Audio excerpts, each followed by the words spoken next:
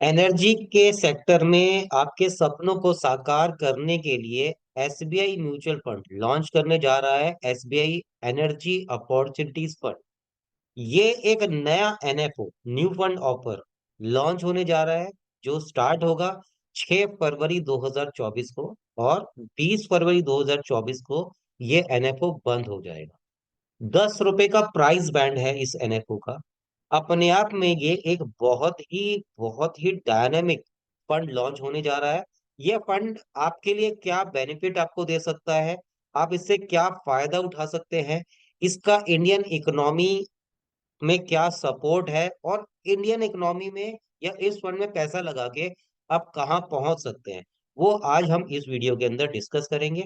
तो हम समझ लेते हैं कि ये फंड क्या है और ये किस सेक्टर में पैसा लगाता है और क्यों ये फंड इंपॉर्टेंट है इस समय।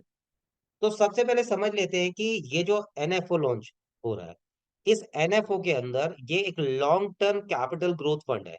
कोई भी ऐसा व्यक्ति जो 5 साल, 10 साल, 15 साल रुकना चाहता है और वो अपने पैसा बनाना चाहता है, वो इन कंपनीज में पैसा लगा सकता है। ये कंपनी कौन सी हैं और ये किस सेक्टर के अंदर इन्वेस्ट करेंगी ये कंपनीज? तो ये सब वो कंपनीज होंगी जो रिन्यूएबल सोर्सेज ऑफ एनर्जी के ऊपर पैसा इन्वेस्ट करेंगी, जैसे कि wind energy, solar energy. Solar panels आज की डेट में बहुत ही इंपॉर्टेंट होने वाले हैं और हर जगह पर, घर पर ये सोलर पैनल लगाने की गवर्नमेंट की योजना है। तो अब हम इसके अंदर और देख लेते हैं कि गवर्नमेंट की क्या पॉलिसीज इसके ऊपर चल रही हैं और अभी तक एग्जिस्टिंग फंड्स जो इन के ऊपर आए हैं, अभी तक इसी सेक्टर में काम करने वाले हैं, वो किस तरह से काम कर रहे हैं। तो अगर हम इस फंड के बारे में और देखें तो इसके अंदर लगभग 80 to 100% इक्विटी एक्सपोजर है, यानी टोटल पैसा इसके अंदर 80 to 100% ऐसी कंपनीज में डलेगा जो रिन्यूएबल सोर्सेज ऑफ एनर्जी के माध्यम से एनर्जी को डेवलप कर रही हैं और या उसी से रिलेटेड कोई भी काम वो कर रही हैं।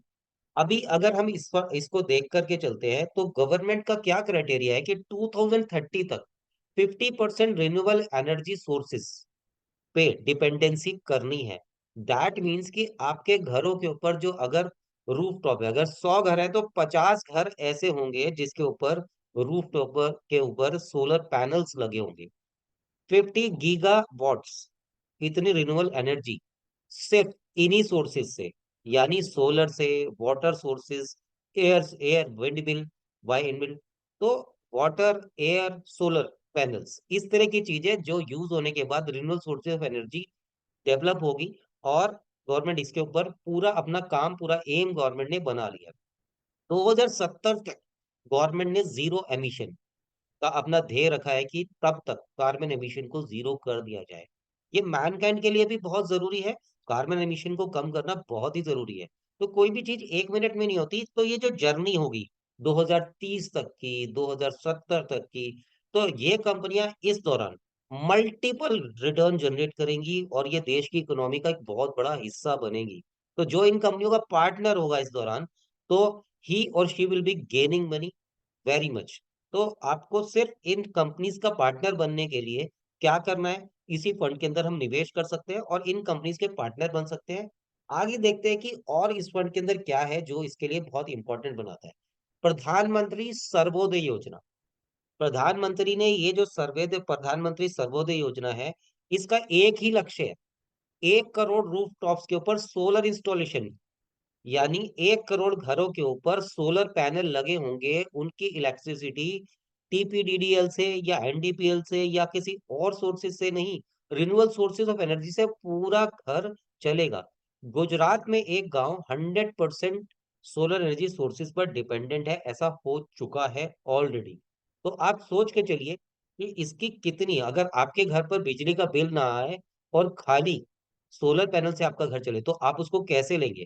तो डेफिनेटली आप उसकी तरफ आगे बढ़ेंगे। और अगर मान लो वो सोलर पैनल लगाने वाली कंपनी के आप पार्टनर हो, तो आपका पैसा बनेगा। तो ये एक बहुत इंपॉर्टेंट चीज है। तो ये गवर्नमेंट का एम है और ये कंपनीज, ये फंड्स उसको फुलफिल करने में आगे आ रहे हैं। तो आप इसके लिए एक बहुत इंपॉर्टेंट पॉइंट है। अब अगर हम देख के चले कि अब तक इस सेक्टर में क्या कोई फंड लॉन्च हुआ है, जी हाँ, इस सेक्टर के अंदर 2 फंड ऑलरेडी लॉन्च हो चुके हैं जो पहले से काम कर रहे हैं। एक फंड का नाम है Tata resources and energy fund, and दूसरा Nippon India power and infra fund. अब इन दोनों फंड का एक बार रिव्यू ले लेते हैं शॉर्ट में, कि इन फंड्स ने अब तक क्या किया है, और पिछले एक साल में जब से इस सेक्टर के ऊपर गवर्नमेंट का फोकस ज्यादा होना स्टार्ट हुआ है, तो इन फंड्स ने किस तरह का रिटर्न हमको दिया है। तो अभी हम देख लेते हैं, ये एसआईपी के रिटर्न्स हमने इसके अंदर निकाले हैं। पिछले 5 साल के अंदर एवरेज सीएजीआर इज 27.36%।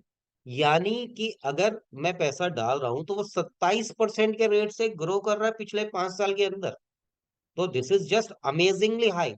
3 साल के अंदर इट इट ग्रोन टू 23.56%। और अगर एक साल का ही रिटर्न लास्ट का देखें, क्योंकि अब ये हाईलाइटेड है, it has grown by 51.59% annualized return. This is just amazing, great fund। तो आप इसमें देख सकते हैं कि ये फंड क्यों ग्रो कर रहा है, क्योंकि वो गवर्नमेंट का सेक्टर पे फोकस है। अब दूसरे फंड को अगर हम रिव्यू कर लेते हैं, और इस फंड को हम अगर हम बेंचमार्क से कंपेयर करें, इट इज, ये स्कीम ने 25.65% का एवरेज सीएजीआर का ग्रोथ दिया, अपने बेंचमार्क को बीट करा। बेंचमार्क तभी बीट होते हैं जब उस सेक्टर के ऊपर फोकस होता है गवर्नमेंट का, या वो सेक्टर परफॉर्मिंग सेक्टर होता है। दूसरा फंड अगर हम देख लेते हैं, तो that is Nippon India power and infra fund. आप देख सकते हैं कि पिछले एक साल में इसका जंप 84.82% एनुअलाइज रिटर्न का जंप है।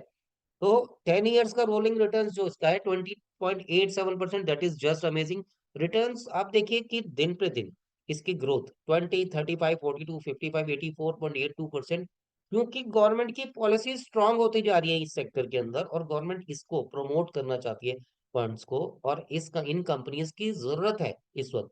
तो ज्यादा से ज्यादा कंपनीज आएंगी, और आप जो भी पैसा म्यूचुअल फंड्स में जो एनर्जी फंड्स के अंदर हम लगाते हैं एसबीआई के, तो 10 रुपीज पर परचेज होंगे, यही फंड्स का जो एनएवी होगा वो बढ़ के 20, 25, 30, और आपके पैसे को बढ़ाता चला जाएगा।